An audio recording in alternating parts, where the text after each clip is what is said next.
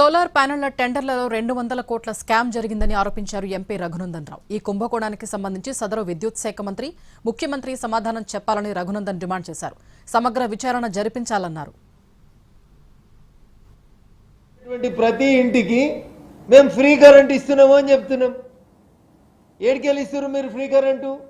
కేంద్ర ప్రభుత్వం ఇచ్చినటువంటి హర్ ఘర్ బిజిలీ ముఫ్తీ యోజనలో వచ్చిన సోలార్ పలకల్ని తీసుకుపోయి ఇంటి మీద పెట్టి మేము ఇస్తున్నాము అని చెప్తున్నారు.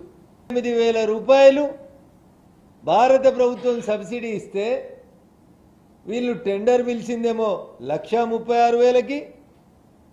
టెండర్ తీసుకున్న కంపెనీ ఎల్లైనో మల్లైనో టెండర్ తీసుకొని ఇంకొక ఆయన కాంట్రాక్ట్ ఇచ్చింది 86,000కి.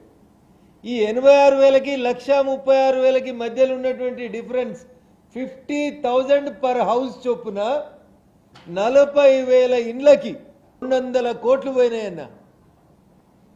200 కోట్లు ఒకటే దాంట్లో మింగేసిరు.